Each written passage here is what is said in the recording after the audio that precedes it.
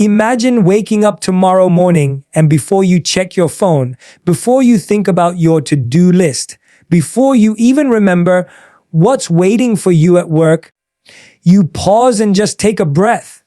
In that moment, you ask yourself one simple question: what can I thank God for right now? Maybe it's the fact that you woke up at all. Maybe it's the sound of rain tapping against your window. Maybe it's that you have someone who cares enough to text you, "Good morning." It's easy to overlook these things because they seem small, ordinary, almost too familiar to notice. But those small things are actually threads in the fabric of God's goodness, weaving blessings into the everyday. The truth is, most of us are not trained to notice blessings. We're trained to notice problems. We notice what's missing, what's late, what's broken, what's unfair. And without even realizing it, we start walking through life with a filter that magnifies the negative while muting the good. Gratitude flips that filter. Gratitude is like changing the lens on a camera. The scene might be the same, but what you focus on completely transforms the picture. When you intentionally choose to look for God's goodness, you start seeing it everywhere. Hidden in conversations, in challenges, even in moments you once thought were ordinary. Think about this: if I gave you a jar and told you to collect one blessing every day, physically write it down and put it inside, you'd start scanning your day differently. You'd be alert. You'd be on the lookout. Suddenly, the coffee someone bought you feels more significant. The stranger who held the door a second longer stands out. The unexpected call from a friend feels like divine timing. You see, blessings don't increase when you notice them, your awareness does. And the more aware you are, the richer your life becomes, because now you're walking in a constant state of recognizing God's hand in everything.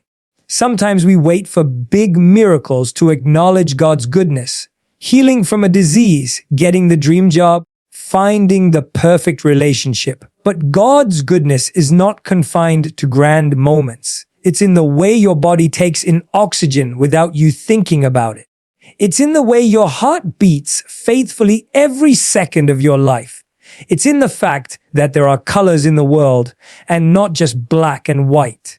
You don't need to wait for something extraordinary to be thankful. Life is already extraordinary when you see it through the lens of gratitude. But here's the thing: gratitude isn't just an emotion, it's a decision, it's a practice. It's a choice to look beyond inconvenience, beyond frustration, and beyond fear. Because let's be honest, there will always be something to complain about.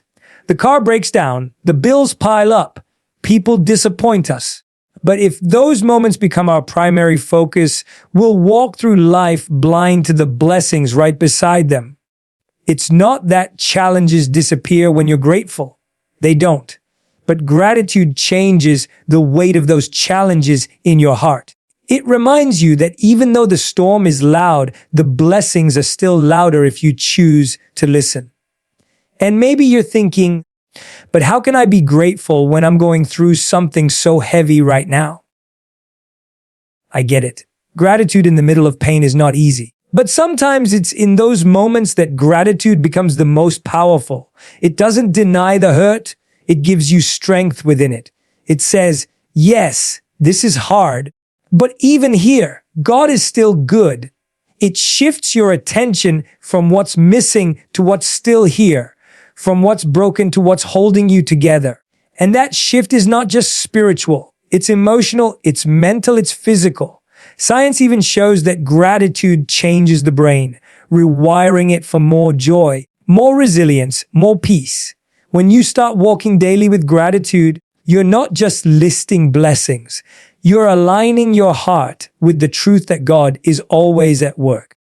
You begin to see that there's no such thing as an ordinary day. Every day is a stage where God is performing small acts of love and care, and you're invited to notice them.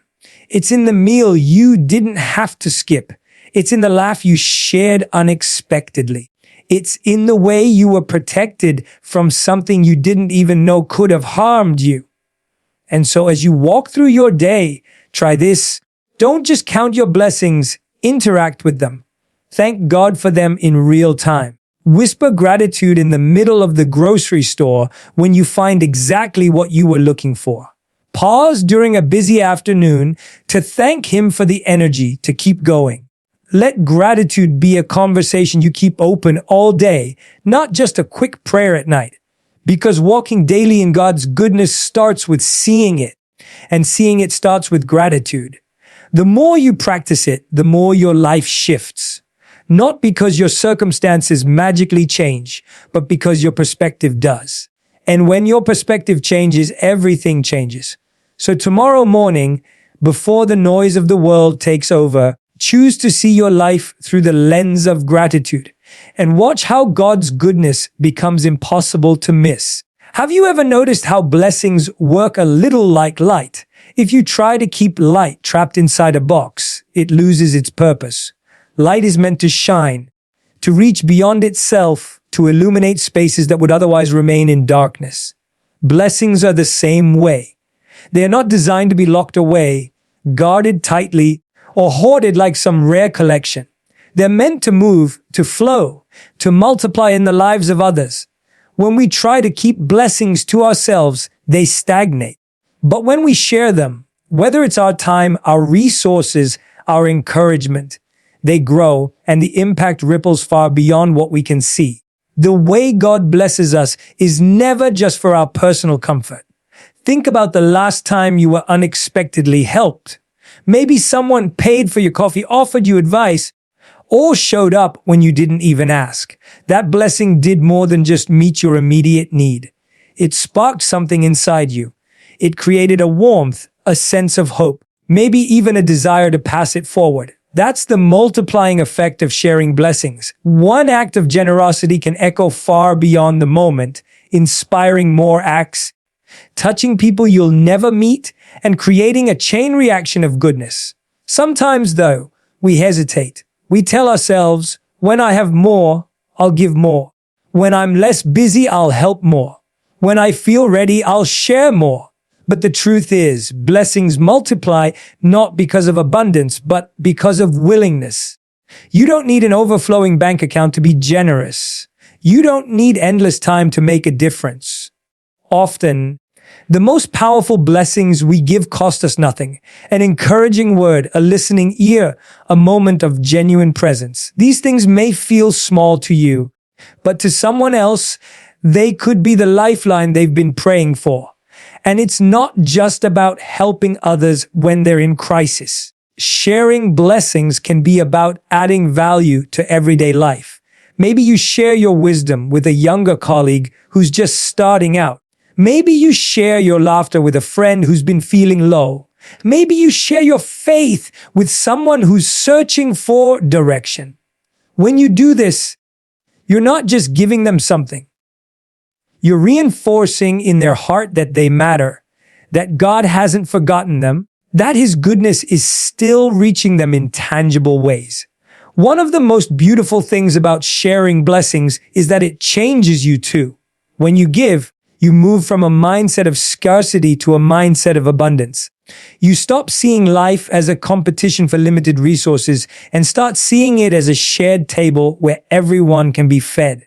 You begin to trust that if God can use you to bless others, He can and will continue to take care of your needs too. Giving doesn't empty you. It expands you. It deepens your faith, strengthens your empathy, and opens your eyes to how interconnected we really are. Sometimes the blessing you share is the one you needed yourself. Maybe you're feeling lonely, but you decide to check in on someone else. Maybe you're going through financial uncertainty, but you still choose to be generous in a small way. In those moments, you experience something powerful. You realize that even when you feel like you don't have much, you still have something to give. And in giving, you find your own heart being lifted, your own faith being renewed. Of course, there will be times when it feels like your generosity goes unnoticed or unappreciated. You'll wonder if it was worth it. But here's the thing. When you give from a place of love and obedience to God, you're planting seeds you may never see bloom. Some blessings take root in ways you'll never know. Maybe the person you encourage today will encourage someone else a year from now. Maybe the small gift you gave will remind someone that they're not alone. You don't have to measure the outcome to know that it mattered. The more you share blessings, the more you realize you were never meant to be the final destination for them. You were meant to be a channel. And channels stay full because they keep flowing. God can trust someone who doesn't just hold on to blessings, but passes them along. And when He can trust you with little, He will trust you with more, not so you can build a bigger vault, but so you can widen the river. Every day, you have opportunities to let blessings move through you. Sometimes they'll be big, sometimes they'll be small. Sometimes they'll be planned, sometimes they'll be spontaneous. But each one is an invitation to participate in something far greater than yourself, to be part of the way God's goodness spreads in this world. Because blessings were never meant to stop with you. They were meant to start with you.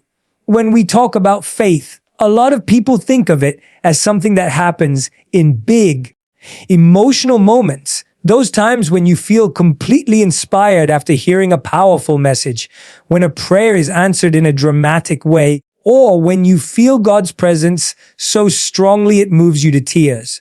Those moments are beautiful and life-changing, but the truth is, faith isn't built in occasional highs. It's built in the quiet, repetitive, daily choices we make when no one's watching, when there's no crowd, when it's just us and God in the ordinary rhythm of life. Walking daily in God's goodness is about turning faith into a lifestyle, not just an occasional event.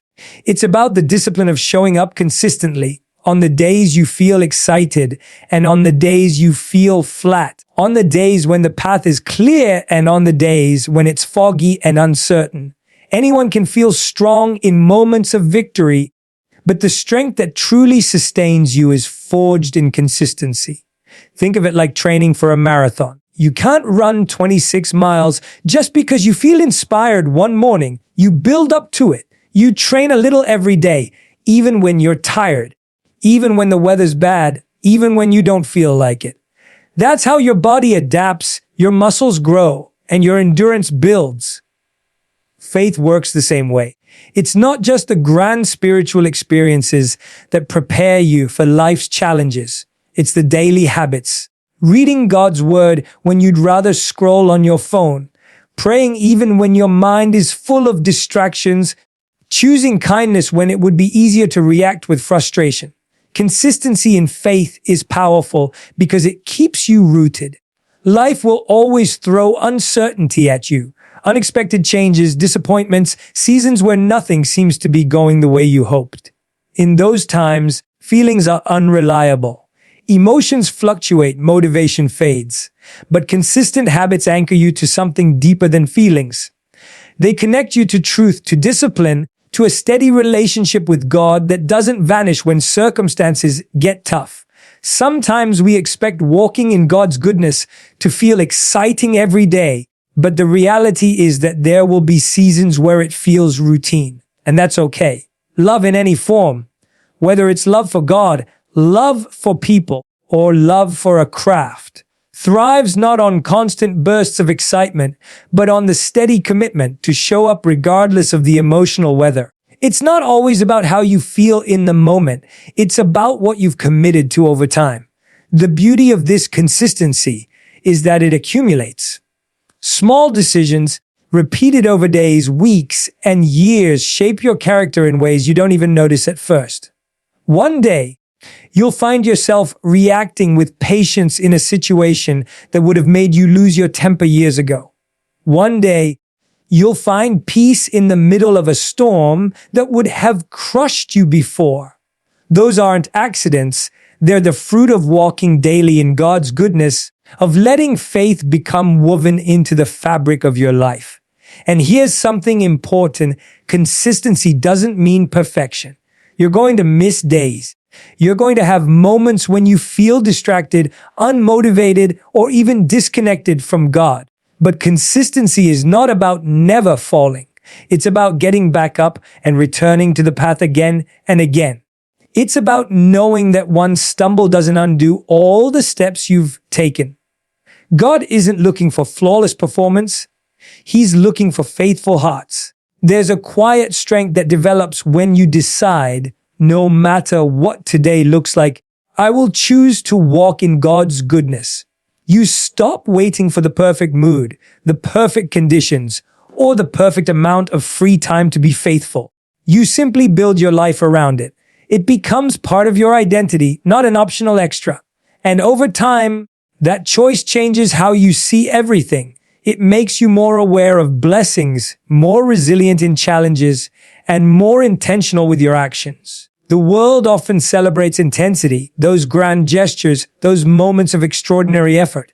But in the long run, intensity without consistency burns out. It's the steady, faithful walk that endures. Just like a river shapes rock not by force, but by persistent flow, your faith shapes your life through daily, intentional movement in God's direction. So even when it feels like nothing is changing, keep showing up, keep praying, keep choosing trust. Keep doing the small, faithful things, because the life you're building in those moments is the one that will hold you steady when the winds pick up. And that's how faith moves from being something you visit to something you live in. When walking with God isn't just something you do on certain days, but the path you choose every day, no matter what. It's easy to believe in God's goodness when life feels like everything is falling into place. When prayers are answered quickly, when opportunities open up, when blessings are obvious and tangible. But the real test of trust comes when life takes a turn you didn't expect, when the answers are delayed, when the path is unclear, and when the circumstances don't seem to match the promises you've been holding on to. In those moments, it can be tempting to think, maybe God isn't as good as I thought. But the truth is, trials don't cancel God's goodness. A storm doesn't erase the sun. It only hides it for a while. The sun is still there, still shining, still constant, even when clouds block your view. Sometimes we think God's goodness is proven only in the absence of problems, but the opposite is often true. It's in the middle of the storm that His goodness can be most clearly experienced, because in those moments, His blessings aren't always about removing the challenge, but about giving you the strength to endure it, the wisdom to navigate it, and the peace to hold steady when everything around you is shaking. We tend to measure God's goodness by whether life is going the way we planned. But God's goodness is bigger than our plans. It's rooted in His nature, not in our circumstances. That means even when life feels unfair, even when prayers are met with silence, even when you can't see a way forward, His goodness hasn't gone anywhere. It's just working in ways you might not see yet. Sometimes what feels like a setback is actually a setup for something greater. Sometimes the delay is protection. Sometimes the disappointment is redirection. Think about the seasons in your life when you went through something hard, something you thought would break you. And yet, looking back, you can see how much you grew. You can see the strength you discovered, the perspective you gained, the compassion that deepened in you. None of that growth happened in the easy seasons. It came from the times when you had to rely on God in ways you never had before. That's the thing about trials. They have a way of revealing parts of God's goodness that comfort alone can't show. Of course, in the middle of the pain, it's hard to see that. It's hard to tell yourself that there's purpose in the struggle when all you feel is the weight of it. That's why faith is so important, because faith reminds you that God is working even when the evidence isn't visible yet. Faith says, I don't understand this, but I trust the one who does. Faith anchors you in the belief that your story isn't over and that this chapter, no matter how dark, will not define the ending. It's also worth remembering that trials don't mean you've stepped outside of God's goodness. In fact, many times, walking closely with God will lead you through challenging seasons precisely because He's preparing you for greater things. A tree doesn't grow stronger without wind. Muscles don't grow without resistance. Diamonds don't form without pressure. God's goodness doesn't shield you from every storm, but it does promise you'll never face one alone. And sometimes the blessing isn't in getting what you want. It's in becoming who you were meant to be through the process. That's a different kind of goodness, one that goes deeper than surface comfort. It's the goodness that refines you, shapes your character, teaches you resilience, and draws you into a closer, more intimate relationship with God.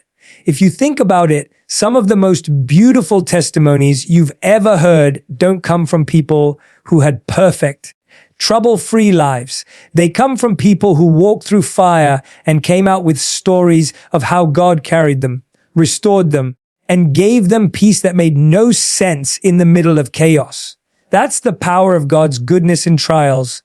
It turns pain into purpose, suffering into strength, and brokenness into something beautiful. So the next time you find yourself in a hard season, remember this: the presence of trouble is not the absence of God's goodness. You might not be able to see the full picture right now, but the one holding the brush knows exactly what he's painting. And one day, when you step back and see the masterpiece, you'll understand why certain strokes look messy up close. Because the goodness of God is not fragile, and it's not conditional. It doesn't disappear when life is hard. It remains constant, steady, unshaken, guiding you, sustaining you, and carrying you through until the clouds clear and the sun is visible again.